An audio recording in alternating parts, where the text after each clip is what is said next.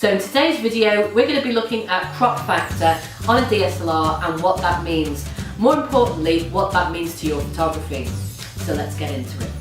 Hi guys, Mandy here again from the Photographer blog, bringing you photography tips to help you take better photos. So if you haven't already, consider subscribing and you will never miss another one of these videos. So in today's video, we're going to be looking at what crop factor means on a DSLR and how that affects your photography. Basically, there's a lot of technical information in this video and there's going to be a couple more like this as well. I want to make it as easy to understand as possible and as simple as possible. So I'm going to put it into bite-sized chunks just so it's easier for you to listen to consume and understand, and then I'm not chucking a load of information and facts and figures at you. You may think this is like a boring video to watch possibly because it is the more technical aspects and it's not just me saying do this, this and this and you'll take better photos. But it's a very important part of your photography because the best thing you can do to improve your photography is to understand your camera more. And if you understand how it works and what it does, then that will just improve your photography straight away. And then you'll know what you want to buy accessory wise, whether it's lenses or whatever that is, and when you come to upgrade in the future, then you'll have a much better understanding of what you need. So basically this video is going to be great if you are thinking of buying a DSLR or you've already got one and you're a little bit confused by all the information that's out there on them. So today, as I said, we're going to be looking at crop factor and what that means. So when it comes to DSLRs, basically they're an evolution of a film camera, a 35mm film camera back in those old days. And what they've done is basically taken the film camera and the film lenses and they've digitized them. That's basically what they've done. So if you're talking about DSLRs and you talk about, say, a full frame DSLR, that means that the sensor size within the DSLR is exactly the same size as the 35mm film. So because that's the standard that they've digitized with and the lenses have come across as well with that, then that's the basis, that's your marker. So if you think of full frame, when you think of all the different lenses you can get, that basically refers in the first instance to a full frame DSLR. So what does crop factor mean? Well, crop factor applies to any camera with a sensor that is smaller to a full frame DSLR sensor.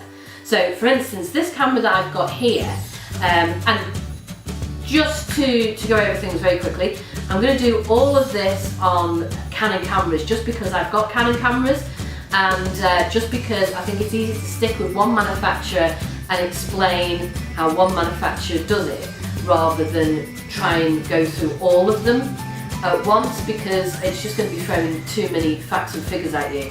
So I've got no affiliation with Canon, it's just I just happen to have these cameras and I thought it's best to explain on this camera. So in other words, the sensor in this camera is 1.6 times smaller than a full frame sensor. So what that basically means is that you're a little bit more zoomed in, your field of view is a little bit narrower on this camera than it is on a full frame camera. So when it comes to choosing lenses for this camera and looking at focal lengths and that kind of thing, then you're basically having to take that crop factor and apply it to the lenses. So say I've got an 18 to 55mm lens here. When I put this 18 to 55mm lens on this crop sensor body, it's not going to be 18 to 55mm.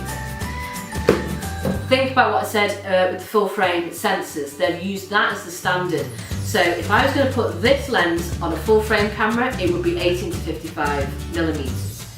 When I put this lens on a crop sensor body, I've got to multiply the focal length, which is 18 to 55, by 1.6. So instead of it being 18 to 55, it's actually, let me just look at my notes a minute, it's actually 28.8 to 88 millimeters, which is very different.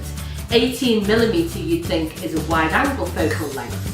And 55 is kind of a mid-range portrait focal length.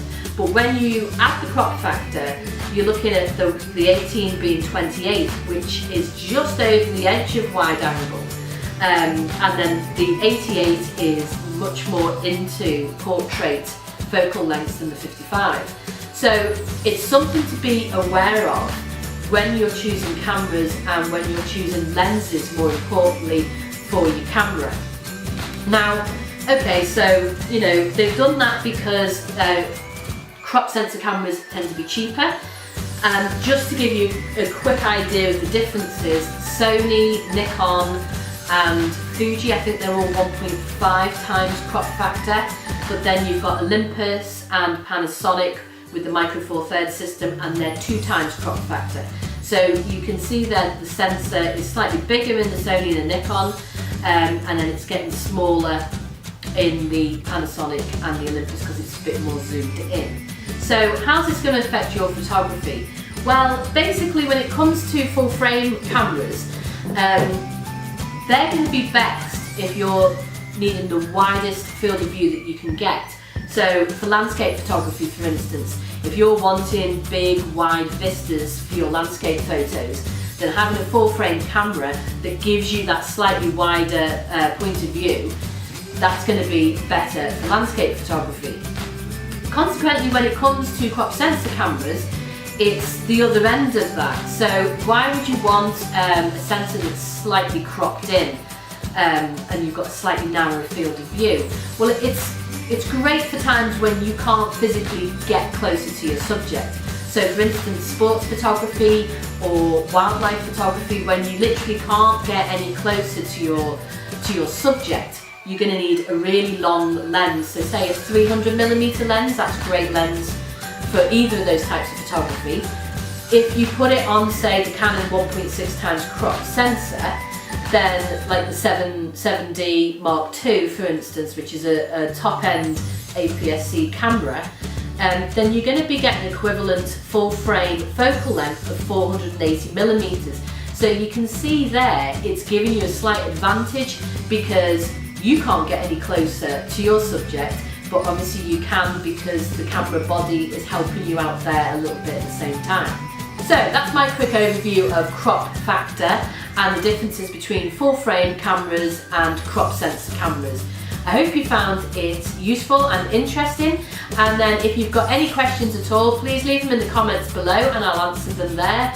And if you've liked this video, then please give it a thumbs up. It really does make a difference. And also, if you want to see the rest of this series, then subscribe to the channel and you will never miss another video. So guys, thank you very much for watching and I will see you in the next video. Bye!